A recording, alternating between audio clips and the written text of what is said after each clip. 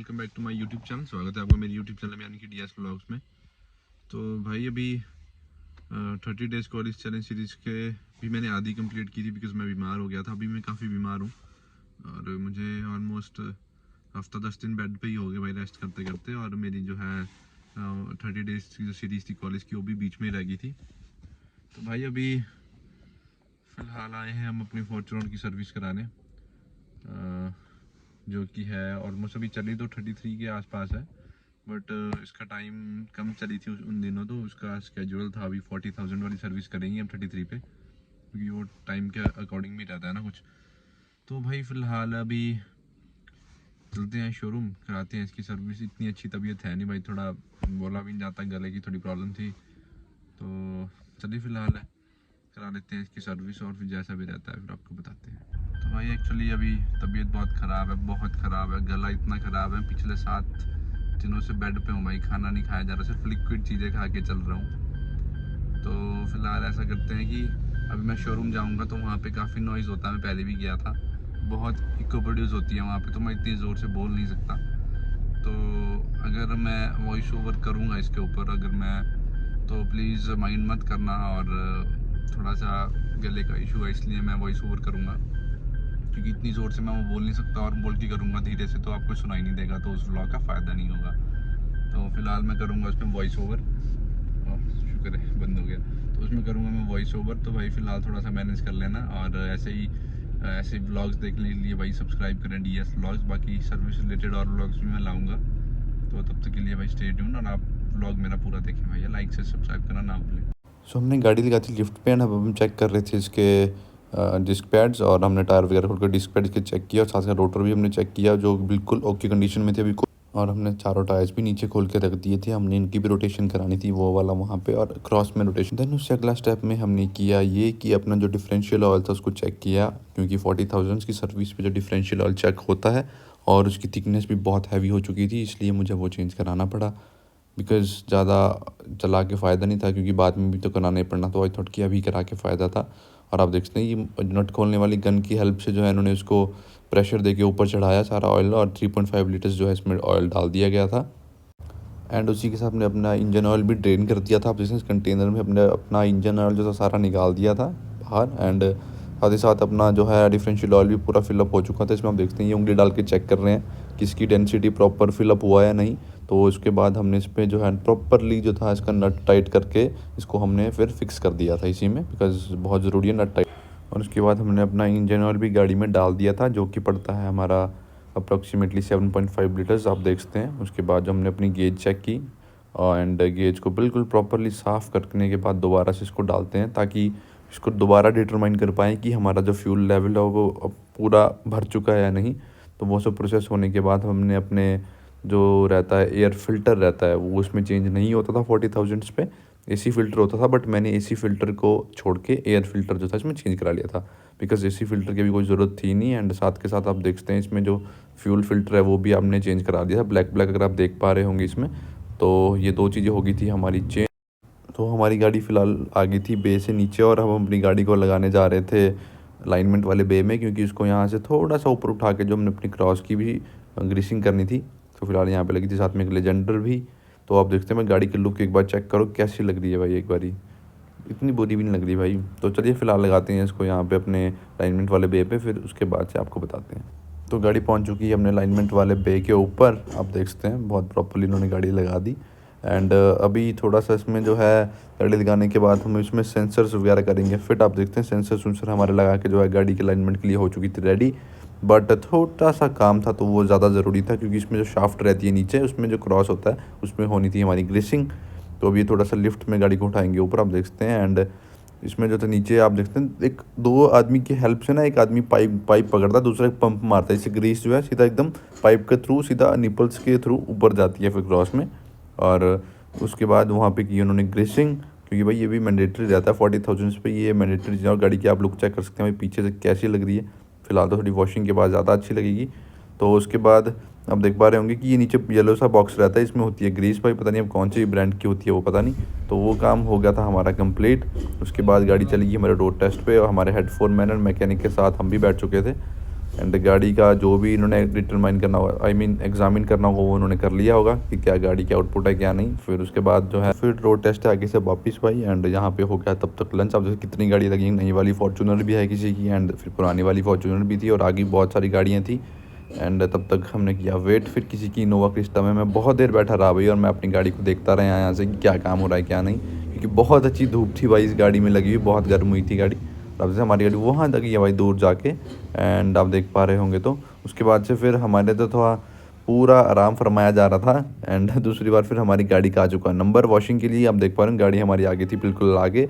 उसके बाद I thought कि अब उठना ही पड़ना था गाड़ी को चेक करने के लिए, तो फिर हमने यहाँ से अपनी सीट छोड़ी एंड पहुँच गए भाई अपनी गाड़ी के सामने। फिर वॉशिंग देखी तो भाई बहुत सेटिस्फाइंग लगा, क्योंकि बहुत अच्छे से ये वॉशिंग कर रहे थे भाई, बहुत अच्छे से कुछ स्प्रे स्प्रू मार के, और वो कॉलिन को लेके, और देखो भाई पहले हवा मारी इन्होंने, उसके बाद कॉलिन स्प्रे किया, और मैं सेक रहा था भाई यहाँ पे बैठ के आग।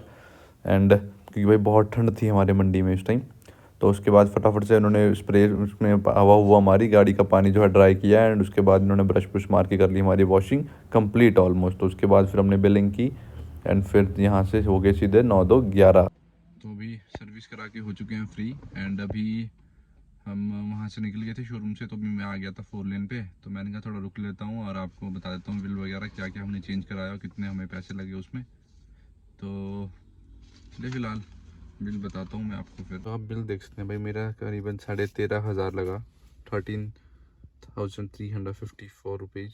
एंड यहाँ अगर मैं आपको बात करूँ लेबर की, तो लेबर कॉस्टिंग रही हमारी इसमें 4,000 के आसपास, जो कि हमारी 40,000 किलोमीटर्स पे जो रहती है फिर, ठीक है, फिर GST और सब कुछ मिला के। एंड पार्ट्स की बात करें जो भी हमने चेंज कराया, तो उसका इकट्ठा मतलब पार्ट्स का बिल आया 8,643 रुपीज़ टोटल पार्ट्स का। तो अभी मैं आपको इसमें बताता हूँ कि इसमें क्या, सॉरी, तो मैं इसमें आपको बताता हूँ कि इसमें क्या क्या चेंज किया। अब देखिए, सबसे पहले जो है हमने इसमें व्हील अलाइनमेंट कराई, जिसका हमारे को 1,076 रुपये पड़ा। एंड सेकंड पे फिर हमने करवाया इसका 40,000 की सर्विस, ठीक है जी। उसमें सर्विस की जो कॉस्ट रही, लेबर कॉस्ट थी, वो रही थी हमारी 36 से 34 रुपये।